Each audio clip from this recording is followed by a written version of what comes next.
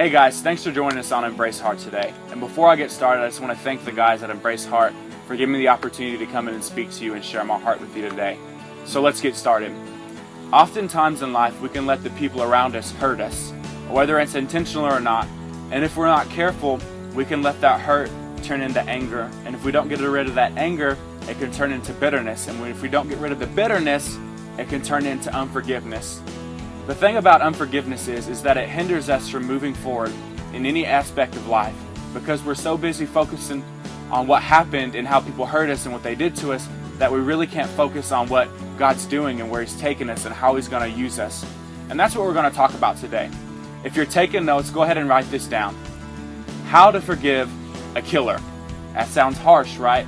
But how true is it? How hard is it to forgive the people in life that hurt us? We're going to look at a very specific story today in 1 Samuel. So if you have your Bible, go ahead and open it to 1 Samuel. And this is where we're going to start. 1 Samuel 24:5. But David's conscience began bothering him because he had cut Saul's robe.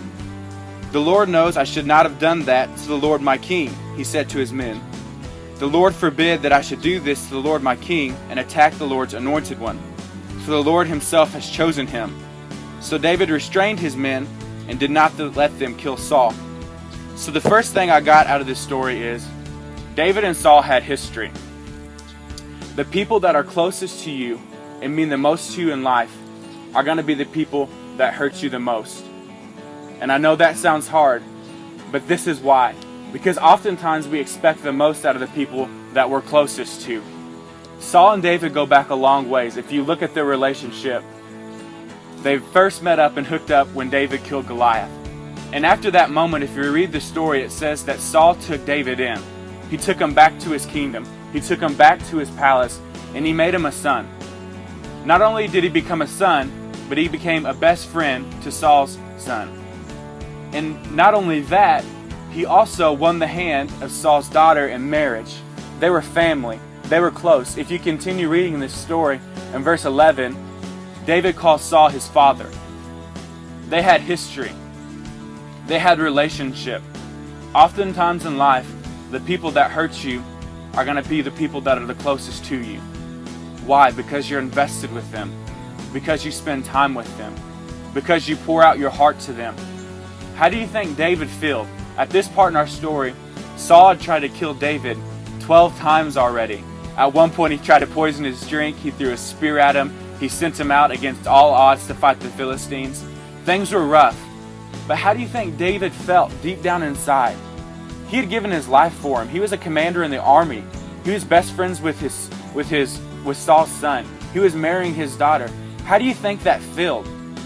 To be that invested in someone, to be that close with someone, to have a father in your life at the time betray you or hurt you. And sometimes what I found is that it doesn't even have to be intentional, like it is with Saul. Sometimes we can get offended by the littlest things, by the people closest to us, because we've invested so much time. The next thing I've learned is that we have to let God fight on our behalf. And this is so hard to do. It's not easy. How do you think David felt? Saul had him on the run, him and a couple of his close friends, his buddies. And at this point, they were in the back of a cave, in the dark. And this is something free. This isn't a part of my message, but this is free. Fear will often push you to hide in the darkness.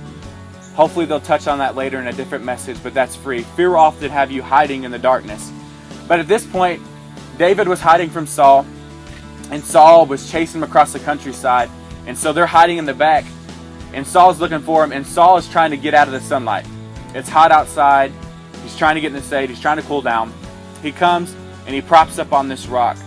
And what he didn't know is that David was right on the other side of that rock in the same cave. So the tides have turned. Not only now is Saul trying to find David, but David has the opportunity to get back at Saul. And that's where you see David cut Saul's robe. In order to move past unforgiveness, you have to stop justifying getting even with the people that are hurting you in life. You have to stop worrying about, if I said this back to him, it would feel so good. If I did this to them, it would feel so good. Because isn't it fair? Isn't it right? Did you not see the 12 times he tried to kill me? I'm just going to cut his rope. I'm just going to let him know what's up. I'm just going to tell him, if I wanted to, I could get back at you. If I wanted to, I could spread some rumors about you like you're doing to me. If I wanted to, I could say something hurtful behind your back, just like you're saying to me. It's justified. I could do it if I wanted. It would feel so good. It would make me feel great about myself. If you're focused on justifying getting back at someone, you're never, ever, ever going to be able to move forward in forgiveness. If you read in our 1 Samuel 24, 12 through 13, it says this: May the Lord judge between us. Perhaps the Lord will punish you for what you're trying to do to me, but I will never harm you. As the old proverb says, from evil people come evil deeds. So you can be sure I will never harm you. At this point, don't you think Saul has become an enemy in David's life? He's moved beyond father to enemy. I think that 12 attempts on your life would move you into that category. We're no longer hanging out and playing Xbox together. We're not going out for ice cream. Things are serious. Things are escalating. Matthew 5:43-47 says this: You have heard the law say, love your neighbor and hate your enemy.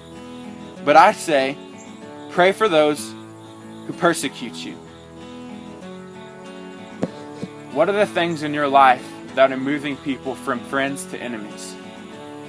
What are the hurts that you're letting people impose in your life that are moving them from friends to enemies? And more importantly, what are you doing when they're moving from friend to enemy? Are you trying to justify getting back at them? Are you harboring unforgiveness in your heart? Are you praying for them? Are you waking up every morning and saying, God, touch their hearts?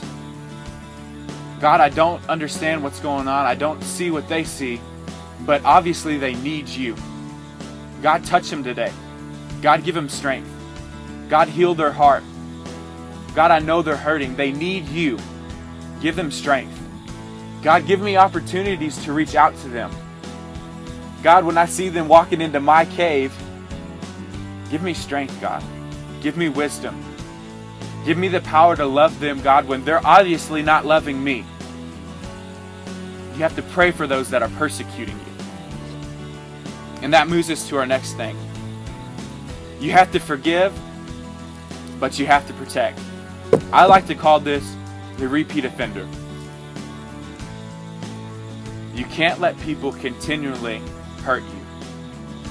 And that's hard. Why? Because it's something we already talked about. You usually have history with those people. It's hard to let people that you love go. I'm not saying you write them off and you count them as a loss. But what I am saying is that you have to separate and you have to create some distance.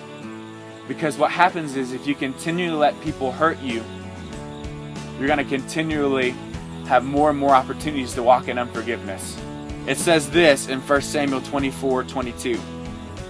So David promised with an oath.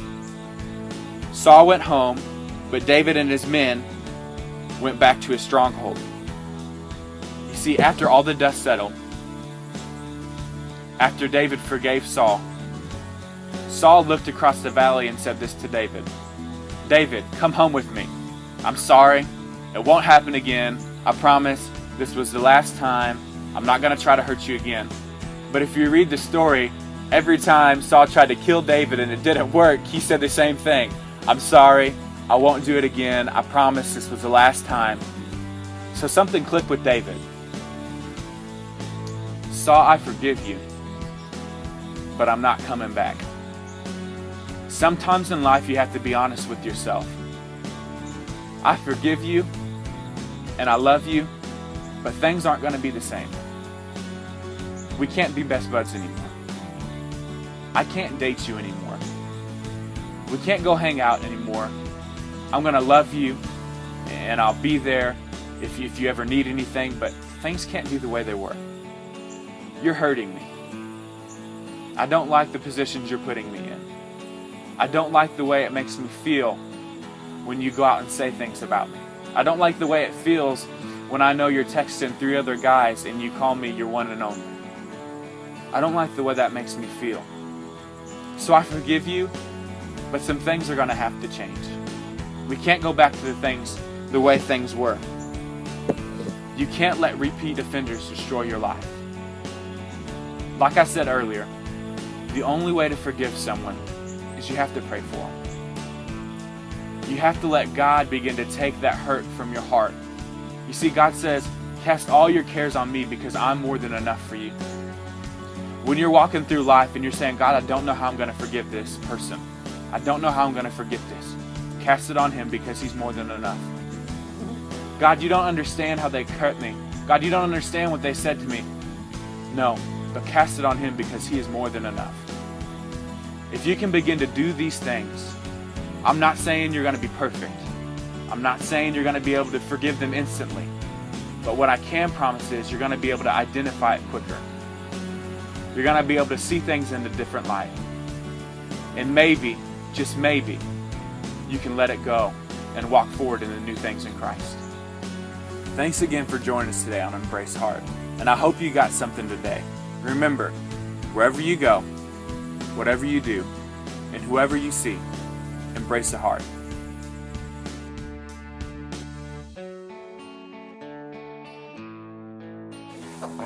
Hey guys, thanks for watching. If you want to support Ben and what he's doing at Remix and Kate, all you have to do is go to the description down below and check out that ministry and what they do. Thanks for you coming, and we'll see y'all guys soon.